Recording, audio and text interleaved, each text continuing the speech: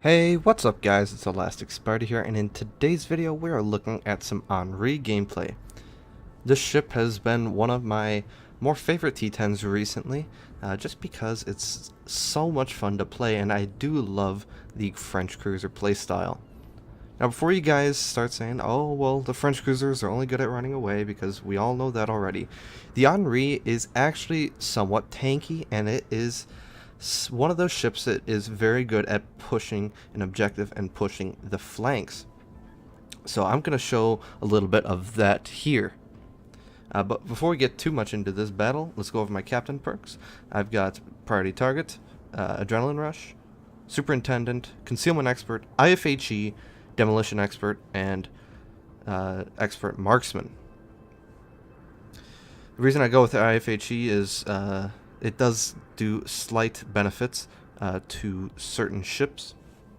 So I do want all of those benefits, of course, because they allow me to HE pen various different cruisers, battleships. Instead of getting partial pens or non-pens, I get full pens, so that's the reasoning behind that. I get spotted here, 2, 3 people, 4 people looking at me thus far. Probably shouldn't have made this turn, but I felt like I had to. Pop my speed boost just to hopefully get enough speed to dodge a little bit more of their shells. And unfortunately, I do take a Citadel, probably from Montana or something. But I took a decent amount of damage there, already down to about 3/4 of my HP. So not ideal. So going over my upgrades, I have main armaments mod 1, AA range mod, then I have reload, then speed boost upgrade, so I can get a little bit longer on the speed boost, steering gear, and concealment. So one thing that I do want to mention is that I am playing with a couple of my buddies, Shin, who is playing in the Yamato, and 3FM, who's playing in the Montana. So right here, I'm pretty much just going to the side. I don't really want to be contesting the cap. That is not something French cruisers are good at, but I do want to try and push the flank and get around these guys so I can be a nuisance to them, essentially. So I'm going to start pelting this Baltimore. He's the only one spotted. He's reversing. So just going to pelt him from range. Again, I'm not using my heal here. I'm waiting for my... I'm not waiting. I'm actually just using my AR right now. It does give slight amounts, probably like 0.1 second, if that. But in any case, I'm getting a little bit of a benefit from that, which is always good, of course. So, and I'm not getting shot at. You can see there's no target indicator hovering over the detected marker, so there's no reason for me to pop my heal just yet. It's, you know, I'm not getting shot at, and therefore I don't need to heal. But I do notice some torpedoes in the water, so it does look like a DD is over here. The Z-52 was spotted over here, and he was last spotted over here. And 3 of them just took some torpedoes, so I think it's my time to start pushing up that, and I am pretty much out of range of all the ships at the moment. 3 of them manages to kill that Baltimore that was on somewhat low health, so we get him deleted, but there is Yugumo. He gets spotted, and he's at very close proximity to my APOC buddy, 3FM. And I'm going to try and help him out here, although I do think he will actually go undetected after this salvo right here. And he is doing a decent job at dodging, and I'm doing a terrible job at aiming, so I don't get any hits. And 3FM, I believe he did take a torpedo from the Yugumo's earlier salvo, and he took 2 here, which means he will be flooding, and he will be actually going down. So it's very unfortunate to see him go out so soon. He did manage to get a kill, but... you never want to lose a T10 battleship with only 5 minutes into the game. So again, bit unfortunate, I guess, with RNG and whatnot there. Of course, I could have been a little bit farther up, but we also didn't know that there was a DD there for a while, so he goes down, and now it's just me and Shin. So Shin is kind of staying in the middle, doing a good job, being a good battleship captain, pushing into the cap using destroyer smoke to push his way in there. Z-52 gets spotted, USS Adidas, and he is smoking up and slowing down. I have to readjust, and from I can see where he's shooting. I very well know where he's shooting, and I know how to shoot in smoke. So I'm gonna get a couple hits here and there, and it's pretty much that's it. That's all I'm gonna do is just shoot a few times. But this, when I was talking earlier about pushing a flank, the Henri is good at this because it does have a better armor scheme. It just feels tankier, especially with these 240 mil guns. You know, the whole ship just feels more robust and more tough, so to say. So again, I'm not gonna worry about the Z-52 all that much. He's too busy torping someone else, and I believe he's out of his torpedo range, so I don't have to worry about torps from him. And why would he torp a cruiser? I don't know. But oh, sorry, I had to alt tab there. But he's not gonna be torping me. He wants to do more damage to people like Shin. So I'm just gonna be pushing this flank and essentially just pushing these guys back. Because right now, if you look on the other side of the map, we have control of C. We are having a Donskoy in B capping, but we are essentially pushing them all to one side of the map. And if any of you know, that is usually not a very good idea. When you have your whole team in one little section of the map, that's never a good sign. You can't get different angles on other ships and the enemy, and you can't do many flanking maneuvers when you're all bundled up. So from this position, it is very good. And I'm actually gonna sit here for a while, but when I do move up, I'm going to be pushing along the H-ish line. What that does is that allows me to push them essentially closer to the caps. But since they don't want to go close to the caps, since we've already got control of those and we already have people there, they're going to be in an uncomfortable position, making more and more mistakes. So that's my goal right here. Or you'll see in a few minutes. Here I'm just getting some cheap shots behind the island. There's no point in risking unnecessary damage. But as soon as I do get spotted and I do get targeted, I do want to get moving pretty quickly here. So that is something that the speed boost is very useful for. This thing handles decently. The ranges you do want to be playing at is about 13. Any closer than that, you do get some good effective AP salvos on things like cruisers and even battleships to an extent, but either way, you really want to be a little bit farther out, because you can, since it is a clunkier ship, you can have enough time to turn around and dodge some of the big high caliber shells that are coming your way, usually from battleships. So again, oh nice, I got Witherer there. It's hiding behind the island. So who needs smoke changes when you still have islands, right?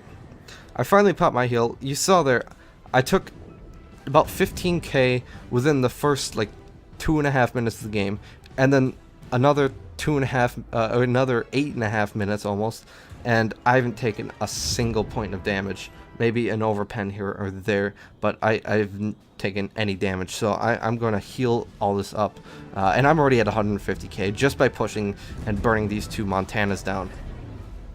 Now, have I been helping my team? That's probably what I'm going to hear in the comment section. But you didn't help your team. You did a lot of damage, but you didn't help your team.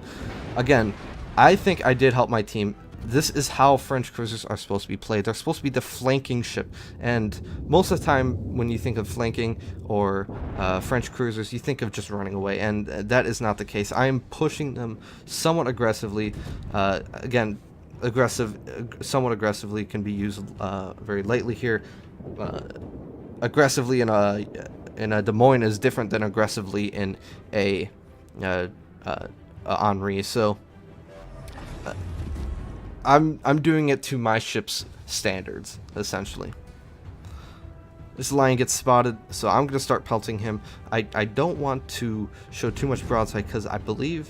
no, I don't think he can HE pen me, Citadel me rather, but he can do a lot of HE damage though, so I do have to be careful of that. I am still a cruiser at the end of the day, and you can see those shells coming in there, and hits my one of my masts, and then I get set on fire. One shell hits and I get set on fire. Wonderful. Gotta love RNG sometimes. In any case, just gonna be spawning in Montana. As soon as this lion gets detected, I'm probably gonna start shooting at him. Okay, so this is one thing that I do want to mention though.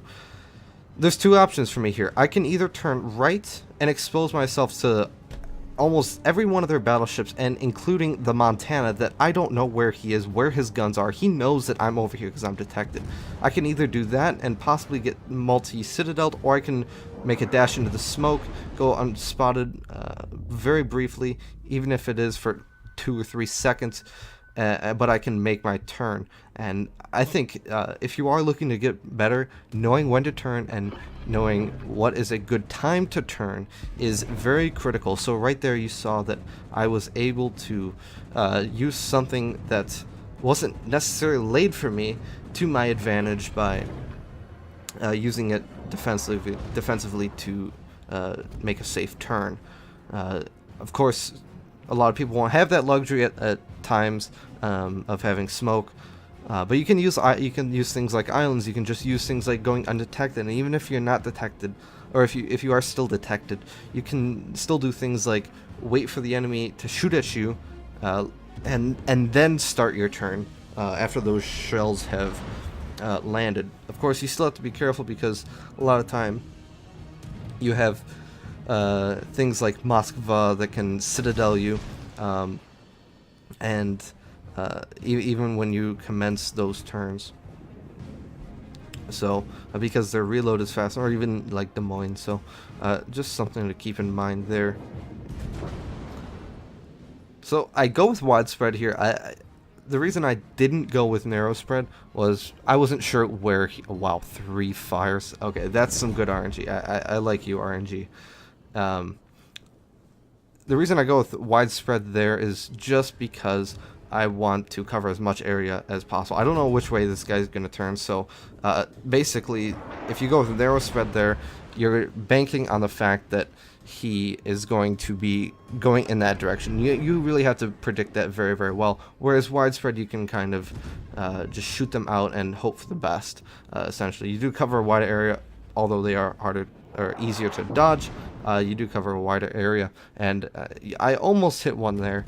But he's actually, the lion's going to be going down soon here. Again, I'm not commencing my turn. I see he's still shooting HE, that's fine. But I do want to take as little damage as possible. So until the guy is dead, I'm not going to show my broadside, unless he's of course out of my range, in which case I'm going undetected anyway.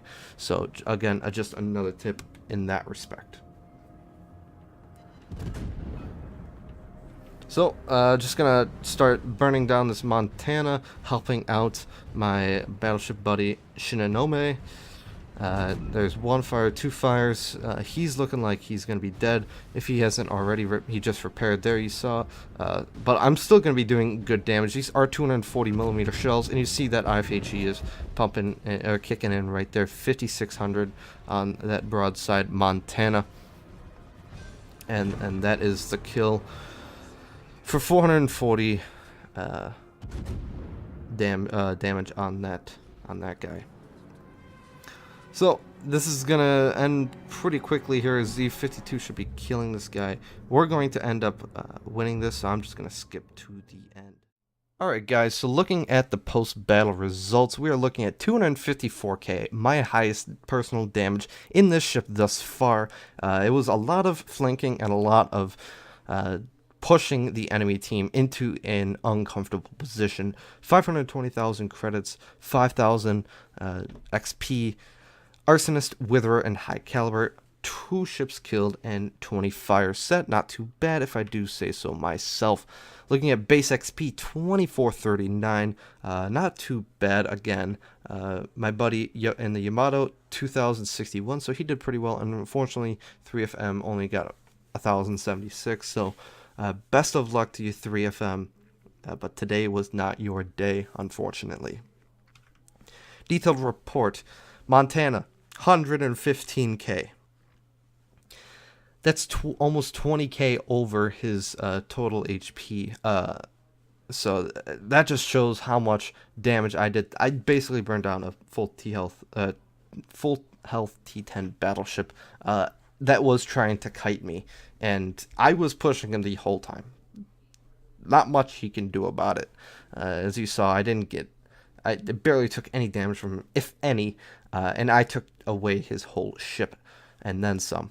Lion was 63k, the other Montana was 50k, and then a few other ships were damaged in the process. So damage wasn't distributed across a lot of ships, but more concentrated on a few ships, which is arguably not the best, but again, it depends on the situation. Damage distribution, though, 134k from High Explosive, which is insane. If you think that alone would be a very good game in the Henri. But add to that a double Witherer, like holy cow, a double Witherer.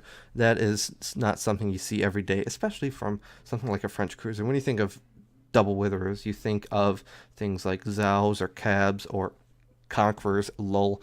But from a French cruiser that was pushing the enemy team, I would consider that a win-win in my book. 1.1 million damage tanked, pretty I'd say a little bit below average for a cruiser, but it's good nonetheless. And then credits and XP, 250k credits to walk away with, not too bad. And then some decent XP. I don't really need XP, it's more commander XP. That's what I'm worried about. Anyways, guys, I hope you enjoyed the replay. If you did, leave a like. And if you're not subscribed, subscribe. Comment down in the comment section below what you thought of this replay and what you think of French cruisers in general. Anyways, that is going to do it for me. I hope you guys have a wonderful day, and I'll see you guys later.